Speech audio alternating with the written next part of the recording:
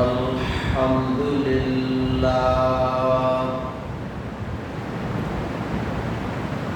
الحمد لله نحمده ونستعينه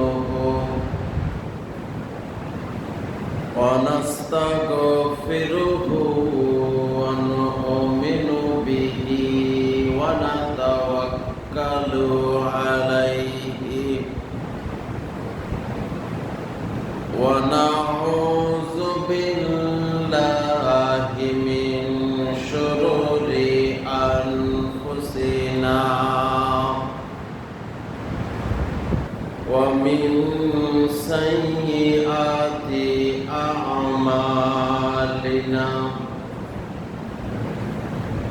من يهده الله فلا مضل له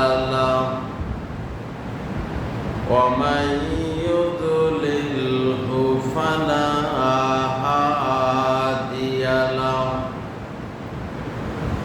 ونشهد أن لا إله إلا الله وحده لا شريك له ونشهد أن محمدًا عبده ورسوله أما بعد فإن خير الحديث كتاب الله وخير الهدي هدي محمد صلى الله عليه وسلم وشر الأمور محدثاتها وكل محدثة بدعة وكل بدعة ضلالة وكل ضلالة في النار الذي أرسله بالحق بشيرا ونذيرا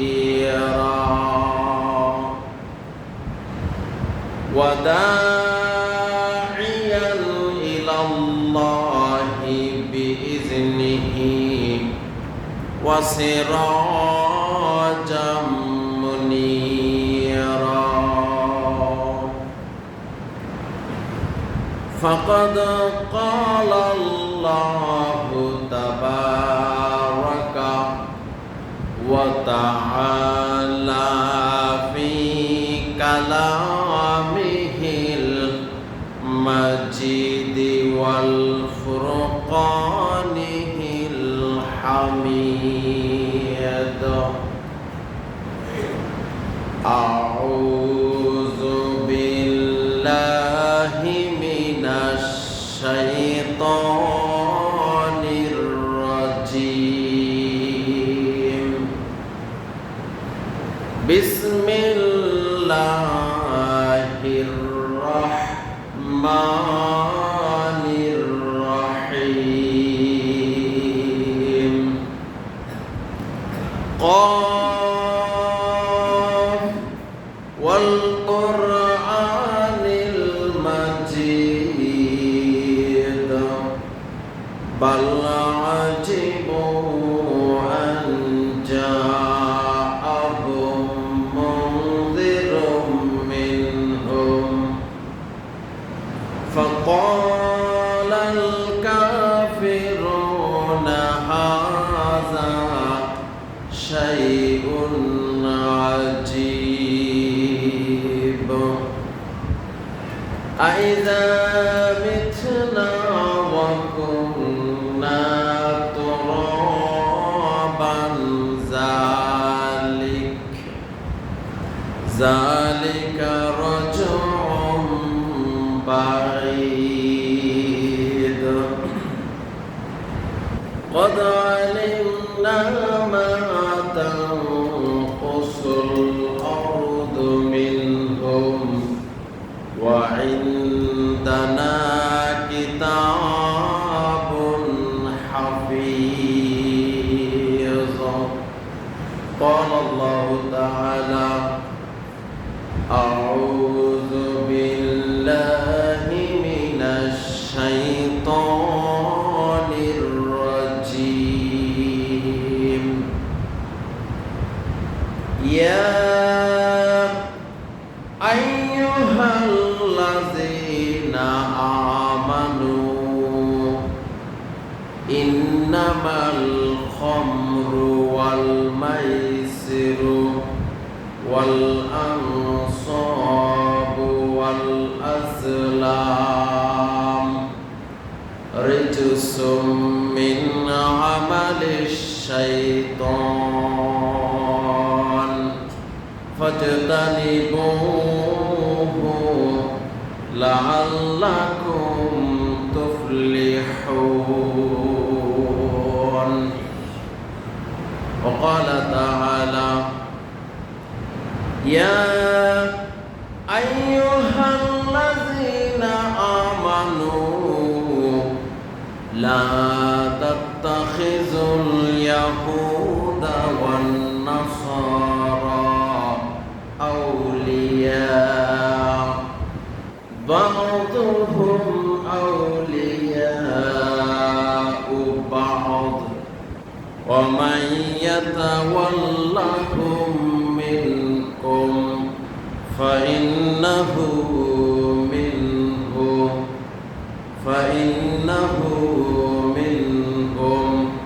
إن الله لا يهدي القوم الظالمين إلى آخر الآية وقال النبي الأمين صلى الله عليه وسلم من تشبه بقوم فهو منهم أو قام عليه الصلاة والسلام আলহামদুলিল্লাহ যাবতীয় প্রশংসা সকল গুণগান সমস্ত ইবাদত একমাত্র সেই মহান রব্বুল আলামিনের জন্য যে মহান রব্বুল আলামিন আজকে পবিত্র জুমার দিনে আমাদেরকে শত ব্যস্ততা থাকা সত্ত্বেও নানান বাধা বিঘ্নকে এড়িয়ে তারিগর পৃথিবীর সর্বশ্রেষ্ঠ জায়গা মসজিদে আমাদের কয়েকজন গুনাহগার বান্দা বান্দিকে মহান রব্বুল আলামিন নির্বাচিত করে সঠিক সময়ে জুমার নামাজের গুরুত্ব বুঝে উপস্থিত হওয়ার তৌফিক দান করেছেন সেই মহান রব্বুল আলামিনের সাজদায় শুকর জানাই সকলে বলি আলহামদুলিল্লাহ আর সাজদায় শুকর সেই মহান রব্বুল আলামিনের জন্য যার কোনো লয় নেই কোনো ক্ষয় নেই যিনি অমর অক্ষয় চিরস্থায়ী চিরঞ্জীব সেই মহান আল্লাহ আমরা সাক্ষ্য দিচ্ছি আল্লাহ ছাড়া আমাদের দ্বিতীয় কোনো ইলাহ নেই মাবুদ নেই উপাসনা নেই যে মহান রব্বুল আলামিন আমাদের রিজিক দাতা আমাদের হায়াত দাতা আমাদের মওত দাতা যার হাতে সমস্ত ক্ষমতা যিনি যখন যা ইচ্ছা করেন তাই করতে পারেন সেই মহান আল্লাহ যিনি আমাদেরকে আশরাফুল মাখলুকাত তথা সৃষ্টির সেরা জীব হিসাবে দুনিয়ার বুকে প্রেরণ করেছেন ঘোষণা দিয়েছেন আর এই দুনিয়ার বুকে আমাকে আপনাকে মহান রব্বুল আলামিন পাঠানোর পিছনে উদ্দেশ্য হলো আমি আপনি একমাত্র কেবলমাত্র তারই গোলামি করব তারই দাসত্ব করব যে মহান রব্বুল আলামিন আমার আপনার সারা পৃথিবীর প্রতিপালক রব সেই মহান রব্বুল আলামিনের সাথে শুকর বলি আলহামদুলিল্লাহ অতঃপর দুরূদ এবং সালাম বর্ষিত হোক বিশ্ব মানবতার মুক্তির দূত রহমাতুল লিল আলামিন বিশ্ব নবী, আদর্শের নবী, নবীদের নবী, নবীকুল সম্রাট, নবীকুল শিরোমণি, সাইয়্যিদুল মুরসালিন, খাতামুন নবিয়্যিন জনাবে মুহাম্মদুর রাসূলুল্লাহ সাল্লাল্লাহু আলাইহি ওয়াসাল্লামের উপর যে নবীর সুন্নাতকে বাস্তবায়ন করলে, আদর্শকে বাস্তবায়ন করলে দুনিয়াতে মানুষ লাভবান হবে, পরকালে মানুষ নাজাত পাবে, সেই মানবতার মুক্তির দূত বিশ্ব নবীর উপর সংক্ষিপ্তভাবে আমরা দরুদ পড়ি।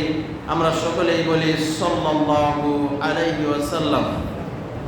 উপস্থিত মুআজ্জাজ মুহতারাম সম্মানিত আল্লাহর ঘরের মেহমান ও মুসল্লিয়ান ইকরাম, মহাগ্রন্থ সূরা মাইদা এবং সূরা আলে ইমরান থেকে দুটি আয়াত তেলাওয়াত করেছি এবং বিশ্ব নবীর অসংখ্য অমীয় বাণী থেকে একটি হাদিসের টুকরা তেলাওয়াত করেছি। ইনশাআল্লাহ রব্বুল আলামিন যদি আমাকে তৌফিক দান করেন তাহলে এই আয়াত এবং হাদিসকে সামনে রেখে আপনাদের খেদমতে সংক্ষিপ্ত খুতবার মাধ্যমে কিছু কথা বলার চেষ্টা করব ইনশাআল্লাহ। ওমা তাওফিক ইল্লা বিল্লাহ আলাইহি তাওয়াক্কালতু ওয়া ইলাইহি উনীব। সম্মানিত মুসল্লিয়ান ইকরাম, আজকের সংক্ষিপ্ত খুতবার আলোচনার বিষয় হলো, যেহেতু আর কয়েকদিন পরে আমাদের দেশে, আমাদের সমাজে, আমাদের বাংলাদেশে একটি দিন উদযাপিত হবে। সেই দিনের নাম কি আপনারা বলতে পারেন? সেই দিনের নাম হলো বাংলা বৎসরের প্রথম মাসের প্রথম দিন। সেই দিন হচ্ছে পহেলা বৈশাখ। কথা ঠিক না বেঠিক? এই পহেলা বৈশাখ আমাদের দেশে উদযাপিত হয় না? হয় না? হয়। শুধু হয় না, এই পহেলা বৈশাখকে কেন্দ্র করে সমাজে অনেক বিশৃঙ্খলা দেখা যায়। বিশেষ করে ঢাকা শহরে যে এই পহেলা বৈশাখকে কেন্দ্র করে যে নোংরামি ছেলে এবং মেয়ের মধ্যে, যুবক ছেলে এবং মেয়ের মধ্যে হয়, সেগুলো ভাষায় প্রকাশ করা যায় না। জোরে বলেন, কথা ঠিক না বেঠিক? কিন্তু সেই তুলনায় আলহামদুলিল্লাহ আমাদের গ্রাম অঞ্চলে অনেকটাই কম। আলহামদুলিল্লাহ বলি। এবার আমার তো সর্বপ্রথম আমরা সংক্ষিপ্তভাবে আগে জানার চেষ্টা করব যে এই যে সামনে পহেলা বৈশাখ আসতেছে, এটা একেবারে আপনার জাঁকজমকভাবে পালন করবে কিছু মানুষ, আবার দেখবেন কিছু মানুষ তা থেকে বিরত থাকবে। ঠিক কিনা?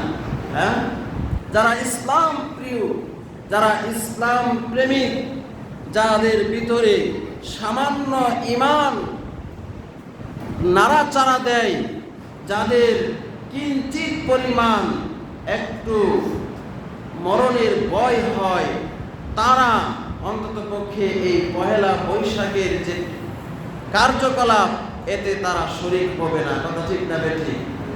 ভাইয়েরা আমার, আসুন আমরা সংক্ষিপ্তভাবে আগে বলি যে এই পহেলা বৈশাখ দেশে, সমাজে যেভাবে উদযাপিত হয়, এটা শরীয়ত সমর্থন করে কিনা।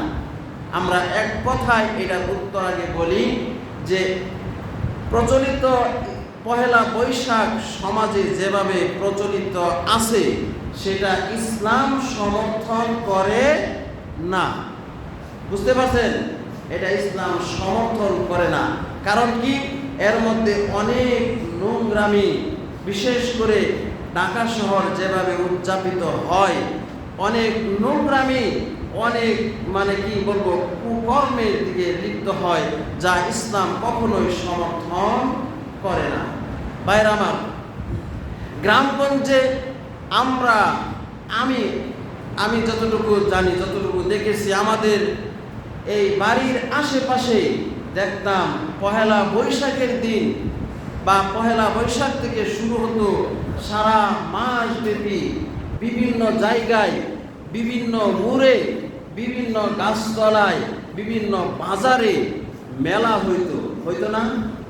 তবে এখন আলহামদুলিল্লাহ অনেকটাই কমে আসছে। হ্যাঁ, এই যে কাছারিতে মেলা এখনো হয়, হ্যাঁ হয় না। তারপরে আমাদের নাম করা একটা জায়গা ছিল আমাদের বকুলতলা, হ্যাঁ এখানে মেলা হতো। হাই হাই আলহামদুলিল্লাহ, সেই বকুলতলা আমাদের কারি সাহেবের বাড়ি। আলহামদুলিল্লাহ সেখানে যে কি একটা মনোরম পরিবেশ করছে, আলহামদুলিল্লাহ গেছিলাম এই যে ওয়াজ মাহফিলের দিন, আলহামদুলিল্লাহ। অথচ সেইখানে এই নাম করা ছিল বকুলতলার মেলা, ঠিক কিনা? তারপরে আপনার আরো কত জায়গায় এরকম মেলা হতো, তবে এইগুলো মনে হয় অনেকটা এখন নাই, আলহামদুলিল্লাহ বলি। ভাইরা আমার, মানুষ এখন দিন যাইতেছে, ইসলাম হ্যাঁ বুঝতেছে, বোঝার চেষ্টা করতেছে, এই জন্য মানুষ এগুলো থেকে ফিরে আসতেছে, বলি আলহামদুলিল্লাহ। ভাইরা আমার, আসেন আমরা এই পহেলা বৈশাখ আসলে, এই পহেলা বৈশাখের প্রবর্তক মূলত হচ্ছে সম্রাট আকবর। কে বলেন তো? সম্রাট আকবর মূলত হচ্ছে এই পহেলা বৈশাখ বা শুভ নববর্ষ, হ্যাঁ এটা প্রবর্তক, প্রচলক। যাই হোক, এই পহেলা বৈশাখ আসলে দেখবেন বিশেষ করে যারা আমরা ব্যবসায়ী মানুষ, হ্যাঁ সারা বছরের যে কিছু বাকি রয়েছে, এই বাকিগুলো এই মাসে পহেলা বৈশাখ মাস থেকে হালকাতা, অর্থাৎ বাকি টাকাগুলো হালকাতার মাধ্যমে তোলার চেষ্টা করি, ঠিক কিনা? হ্যাঁ, কারণ বাংলা বছরের কি প্রথম মাস পহেলা বৈশাখ এবং প্রথম দিন থেকে শুরু হয়। আরো অনেক কুসংস্কার সমাজে আছে যে এই পহেলা বৈশাখকে কেন্দ্র করে আপনার মানে 12 জাতের শাক বাদ দিয়ে খাওয়া, আরো অনেক কুসংস্কার রয়েছে যেগুলো ইসলাম কখনোই সমর্থন করে না। যে শুধু তাই নয়, এই পহেলা বৈশাখ বছরের প্রথম মাস শুরু হলো, এই দিন একটু ভালো মন্দ আয়োজন করে, এদিন একটু ভালো মন্দ খাওয়ার চেষ্টা করে। কেন? যদি প্রথম দিন ভালো মন্দ কিছু খাইতে পারি, তাহলে সারাটা বছর ভালো মন্দ খাইতে পারবো। এরকম কথা আছে না নাই? হ্যাঁ, এগুলো সব একেবারে ভুয়া এবং বানোয়াট কথা। এগুলো থেকে আমাদের বিরত থাকতে হবে। তবে আগেই বলেছি, আগের তুলনায় এগুলো থেকে মানুষ অনেক অনেক এখন সোচ্চার হয়েছে, আলহামদুলিল্লাহ। ভাইরা আমার, এই পহেলা বৈশাখকে কেন্দ্র করে বিশেষ করে আমি বলবো, পহেলা বৈশাখ বাংলাদেশে কিভাবে শুরু হয় শুনেন। পহেলা বৈশাখের দিন আপনারা সকলেই জানেন, ঢাকার ঐতিহ্যবাহী রমনা পার্ক, নাম শুনেন নাই? এই ঢাকার ঐতিহ্যবাহী রমনা পার্কের বটতলায় পান্তা ভাত, কি ভাত বলেন? পান্তা ভাত বিক্রি করা হয়। পান্তা ভাত, তার সাথে এক টুকরা ইলিশের পিস, এক পিস ইলিশের টুকরা অথবা পুরাটাই, আর এই পান্তা ভাত এবং ইলিশ মাছের একটা টুকরা বিক্রি করে হাজার হাজার টাকা, বলেন নাউজুবিল্লাহ। আর এই পান্তা ভাত ইলিশ মাছ দিয়ে খাওয়ার জন্য আপনার সকাল থেকে সেই রমনার বটতলায় মানুষের ভিড় পড়ে যায় এবং এক প্লেট ভাত অনেক মানে হাজার হাজার টাকা বিক্রি করে। চিন্তা করছেন? এইটা দিয়ে ঢাকা শুরু হয়। তারপরে ঢাকায় এভাবে পহেলা বৈশাখ শুরু হয়, বিশেষ করে রমনা পার্ক থেকে শুরু হয়। আর সেখানে বললাম যে হাজার হাজার মানুষ লাইন ধরে গিয়ে আপনার সেই ভাত খাওয়ার জন্য ইলিশ মাছের টুকরা দিয়ে ভাত খাওয়ার জন্য সেখানে ভিড় জমায়। তারপরে যারা সবচাইতে জঘন্য, যেটা সবচাইতে বর্বরতা, সেটা হলো যে আপনার একজন যুবক ছেলে এবং যুবক মেয়ে তারা সারাটা দিন ওই পার্কের মধ্যে ঘুরে বেড়ায়, বলেন নাউজুবিল্লাহ। শুধু তাই নয় ভাইরা আমার, ওই পহেলা বৈশাখের দিন যুবক এবং যুবতী, যুবক ওই যুবতীর রানের উপরে শুয়ে গল্প করে। শুধু তাই নয়, যুবতী যুবকের রানের উপরে শুয়ে শুয়ে রমনা পার্কগুলোতে, রমনা পার্ক সহ ঢাকার আরো যত পার্কগুলো রয়েছে সমস্ত পার্কগুলোতে যুবক এবং যুবতীরা ঘুরে ঘুরে দিন কাটায়। কিন্তু সেই তুলনায় আমি বলছি আমাদের গ্রামে অনেক অনেক কম, ঠিক কিনা? আপনারা জানেন, স্বচক্ষে দেখেছেন, আগে মেলা হতো, মোড়ে মোড়ে বাজারে বাজারে গাছের তলায় মেলা হতো, এখন সেগুলো নাই আলহামদুলিল্লাহ। ভাইরা আমার, শুধু তাই নয়, শুধু কি একজন যুবক একজন যুবতী ঘুরে বেড়ায় তাই নয়, যুবতী একজন যুবতী তার যুবকের সাথে প্রেম বিনিময় করে, বলে আজকে হলো বছরের প্রথম দিন, শুভ নববর্ষ, আজকে যদি আমরা ভালোবাসা আদান প্রদান করে থাকি, আজকে যদি আমার প্রেমটা, আমার তোমার প্রেমটা ভালো হয়, ভালোবাসাটা যদি ভালো হয়, তাহলে সারা বছর আমাদের ভালো যাবে। ভাইরা আমার, শুধু তাই নয়, এই বলে তারা সারাদিন যুবক যুবতী কি করে, আপনার সেই কুকর্মে লিপ্ত থাকে। শুধু তাই নয়, যুবক রং দিয়ে সেই যুবতীর গালে লিখে দেয় শুভ নববর্ষ। দেখবেন আপনারা টিভিতে দেখবেন, একজন যুবক ছেলে যুবতী মেয়ের গালে লিখে দিতেছে শুভ নববর্ষ। কথা বুঝতে পারছেন? আবার যুবতী যুবতী মেয়েটা তার গার্লফ্রেন্ড তার গালে লিখে দিতেছে শুভ নববর্ষ, আই লাভ ইউ, বলেন নাউজুবিল্লাহ। কথা বুঝতে পারছেন ভাইরা আমার? এইভাবে বিশেষ করে ঢাকা শহরে পহেলা বৈশাখ উদযাপিত হয়, যা ইসলামের দৃষ্টিতে একেবারে সম্পূর্ণ হারাম এবং নিষিদ্ধ। দুর্বলের কথা ঠিক না বেঠিক? ভাইরা আমার, এই পহেলা বৈশাখে হাজার হাজার টাকা যুবক খরচ করে একজন যুবতীর পিছনে, একজন যুবতী তার প্রেমিকার পিছনে হাজার হাজার টাকা খরচ করে, বাবার কাছে সত্য মিথ্যা বলে টাকা আনে, না দিলে বাবাকে পর্যন্ত মারধর করে, এরকম অসংখ্য প্রমাণ রয়েছে, ঠিক কিনা? প্রেমিকার জন্য বাবাকে মারতে যুবক দ্বিধাবোধ করে না। এই হলো সমাজের অবস্থা, এই হলো আমাদের দেশের পহেলা বৈশাখ উদযাপন।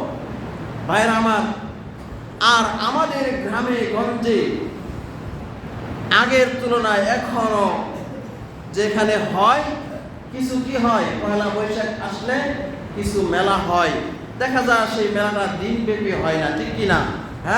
আমরা যারা দেখেছি যে দেখা যায় আসরের পরে শুরু হয়, মাগরিবের আগেই শেষ হয়ে যায়, ঠিক কিনা? সেখানে কিছু কি মূর্তি উঠে, ঠিক না? কিছু মূর্তি, কিছু ঘোড়া, কিছু কি আপনার ওই পেঁচার বাচ্চা, এই সেই হাতি, এইগুলো উঠে।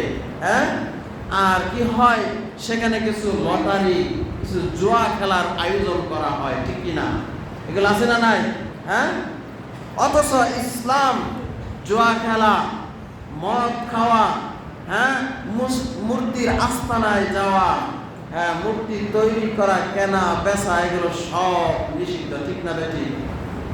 কারণ আল্লাহ পাক বলেন, ইয়া আইয়ুহাল্লাযীনা আমানু ইন্নামাল খামরু ওয়াল মাইসিরু ওয়াল আনসাবু ওয়াল আজলামু রিজসুম মিন আমালিশ শাইতান ফাজতানিবুহু লাআল্লাকুম তুফলিহুন। আল্লাহ পাক বলেন, হে ঈমানদারেরা, তোমরা চোখ খুলে শুনে রাখো। আল্লাহ পাক ডাক দিয়ে বললেন, হে ঈমানদারেরা, নিশ্চয়ই মদ এবং জুয়া, হ্যাঁ, এবং মূর্তি এবং কি ভাগ্য নির্ধারক তীর, হ্যাঁ, ভাগ্য নির্ধারক তীর, মদ, জুয়া, মূর্তি এবং ভাগ্য নির্ধারক তীর, এইগুলো সব হচ্ছে শয়তানের আমল। কথা বুঝতে পারছেন? কার আমল এগুলো? শয়তানের আমল, শয়তানের কাজ। আল্লাহ পাক এই আয়াতে 4টা কথা বলেছেন, 4টা কাজের কথা বলেছেন, আর এই 4টা কাজই হচ্ছে শয়তানের। 1 নাম্বার মদ, হ্যাঁ, 2 নাম্বার জুয়া, 3 নাম্বার মূর্তি, হ্যাঁ, 4 নাম্বার হচ্ছে ভাগ্য নির্ধারক তীর। এই 4টা কাজ কার কাজ বলে তো? এই 4টা কাজ কার কাজ? শয়তানের কাজ। আল্লাহ পাক বলছেন, রিজসুম মিন আমালিশ শাইতান, এই 4টা কাজ হচ্ছে শয়তানের কাজ। ফাজতানিবুহু লাআল্লাকুম তুফলিহুন। আল্লাহ পাক বললেন, হে আমার বান্দারা, তোমরা এ থেকে বিরত থাকো। ফাজতানিবুহু, তোমরা এই শয়তানের কাজগুলো থেকে বিরত থাকো। যদি বিরত থাকতে পারো, আল্লাহ পাক সুসংবাদ দিলেন, লাআল্লাকুম তুফলিহুন। যদি তোমরা বিরত থাকতে পারো, তাহলে সম্ভবত তোমরা সফল কাম হবে। কথা বুঝতে পারছেন? দেখেন আপনি, মদ, জুয়া, হ্যাঁ, মূর্তি, ভাগ্য নির্ধারক, হ্যাঁ, এই 4টা কাজই পহেলা বৈশাখে বা বৈশাখ মাসে যে মেলাগুলো হয়ে থাকে, এই মেলাগুলোর মধ্যে হয়ে থাকে, ঠিক কিনা? হ্যাঁ, লটারি, জুয়া, আপনার কি ভাগ্য নির্ধারক তীর, এগুলো কি মেলার মধ্যে হয়ে থাকে। অথচ আল্লাহ পাক বলছেন, এটা হচ্ছে শয়তানের কাজ, এগুলো হচ্ছে শয়তানের কাজ। সুতরাং তোমরা সেখান থেকে বিরত থাকো। যদি বিরত থাকতে পারো, তাহলে কি তোমরা সফল কাম হবে। ভাইরা আমার, আল্লাহ পাক তারপরে বলছেন, ইন্নামাশ শাইতানু ইউরিদুশ শাইতানু আইয়ুকিআ বাইনাকুমুল আদাওয়াতা ওয়াল বাগদা ফিল খামরি ওয়াল মাইসির। আল্লাহ পাক বলছেন, কেননা নিশ্চয় শয়তান তোমাদের মধ্যে মদ এবং জুয়ার মাধ্যমে হিংসা বিদ্বেষ সৃষ্টি করে। হ্যাঁ, মদ এবং জুয়ার মাধ্যমে তোমাদের মধ্যে শয়তান হিংসা বিদ্বেষ কি করে? সৃষ্টি করে। দেখবেন জুয়া খেললে, হ্যাঁ, মদ খাইলে মানুষ মাতাল হয়ে যায়, ঠিক কিনা? হ্যাঁ, বাপকে শালা বলে গালি দেয়, বলেন নাউজুবিল্লাহ, আছে না নাই? হ্যাঁ,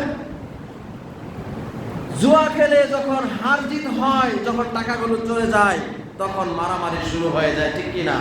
হ্যাঁ, এই জন্য আল্লাহ পাক বলছেন যে নিশ্চয় ইন্নামা ইউরিদুশ শাইতানু আইয়ুকিআ বাইনাকুমুল আদাওয়াতা ওয়াল বাগদা ফিল খামরি ওয়াল মাইসির।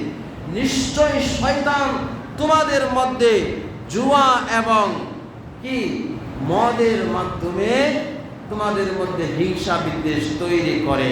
আর কি করে?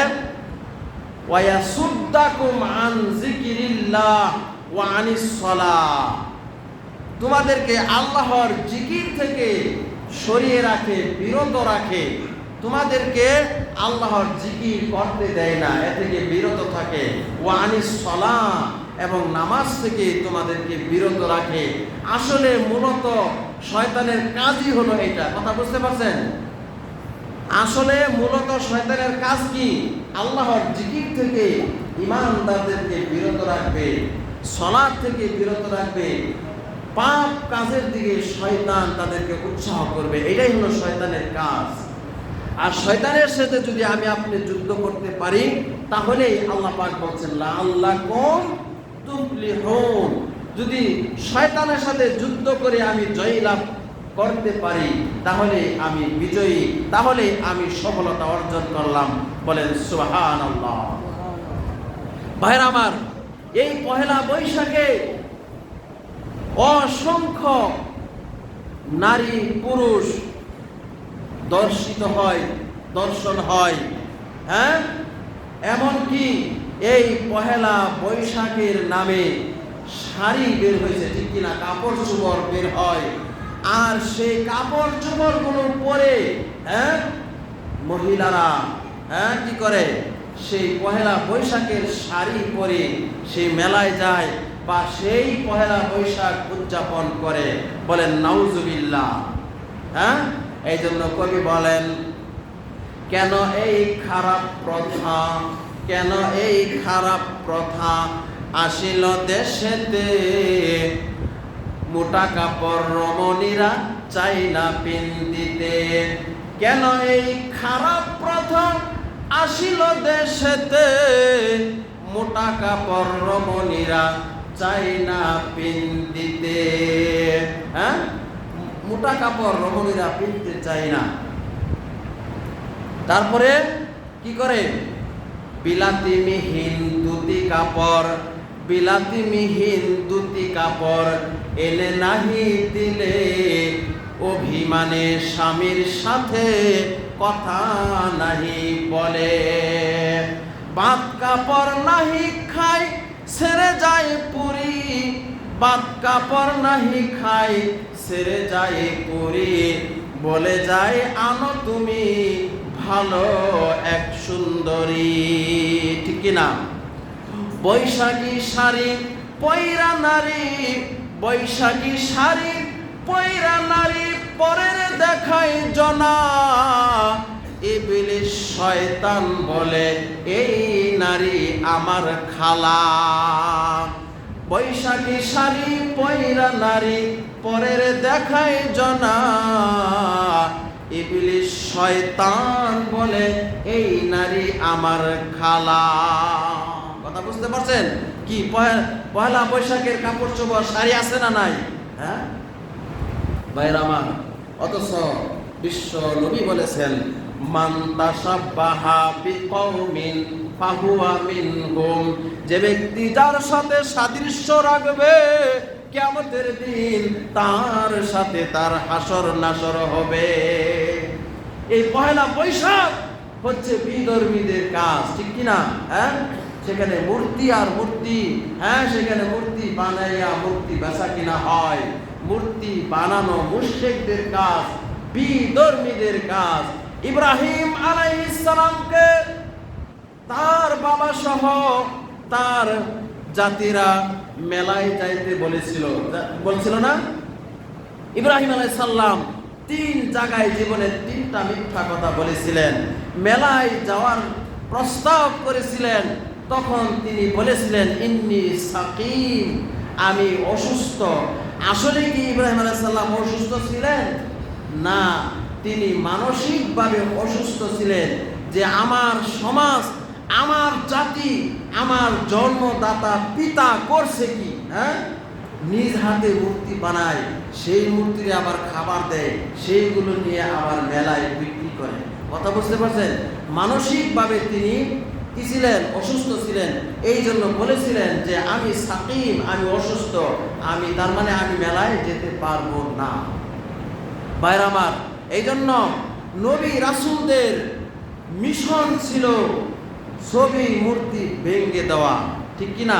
এই জন্য কবি বলেন, কাবার মূর্তি ভেঙে নবী করলেন খান খান, সেই মূর্তি গড়ল আবার বাংলার মুসলমান। কাবার মূর্তি ভেঙে নবী করলেন খান খান, সেই মূর্তি গড়ল আবার বাংলার মুসলমান। বিধর্মীর ধর্মে মুসলমান, বিধর্মীর ধর্মে মুসলমান মিশে যাইতেছে, গ্রাস করেছে রে আজি গ্রাস করেছে, নবীর দিনকে শিরক বিদাতে গ্রাস করেছে, ঠিক কিনা ভাইরা আমার? বিশ্ব নবী বলেন, আমি আমার উম্মতকে নিয়ে ভয় করি না, তবে তিনটা জিনিসের ভয় করি। তিনটা জিনিসের একটা হলো যে শেষ জামানায় আমার উম্মত বিধর্মীদের সাথে মিশে যাবে, বিধর্মীদের কাজকর্ম আমার উম্মতের মধ্যে ঢুকে পড়বে। মুসলমান হয়ে আজকে মেলায় যায়, মুসলমান হয়ে আজকে মেলা থেকে মূর্তি, হাতি, ঘোড়া, হ্যাঁ পেঁচার ছাও, এইগুলো সেইগুলো কিনে আনে, ঠিক কিনা? হ্যাঁ ভাইরা আমার, আসেন আমরা যেন এই প্রচলিত পহেলা বৈশাখ থেকে আমরা উদযাপন থেকে যেন বিরত থাকতে পারি, কারণ এটা কোনোভাবে ইসলাম সমর্থন করে না।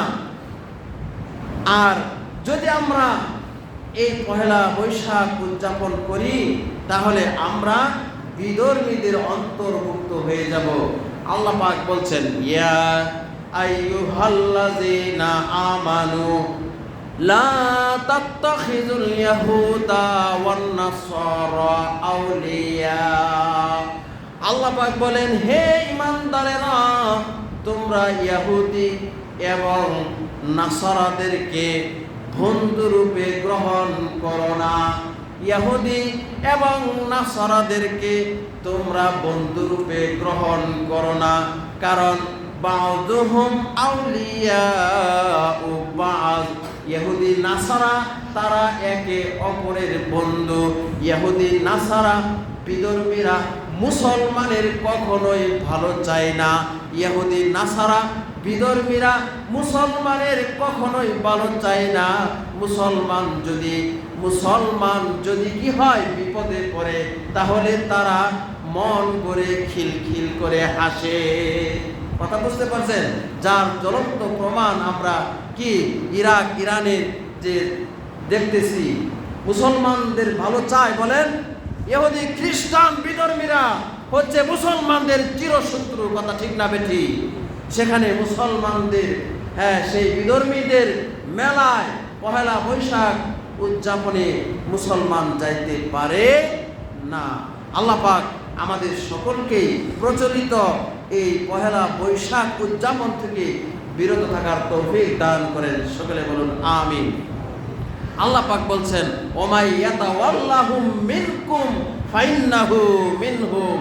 আল্লাহ পাক বলছেন যে হে ঈমানদারেরা, তোমরা ইহুদি নাসারাদেরকে বন্ধুরূপে গ্রহণ করো না, কারণ ইহুদি নাসারা তারা হচ্ছে পরস্পর বন্ধু। সুতরাং তোমাদের মধ্যে কেউ যদি তাদের অন্তর্ভুক্ত হয়, জেনে রাখো সে তাদেরই দলের অন্তর্ভুক্ত। বলেন নাউজুবিল্লাহ।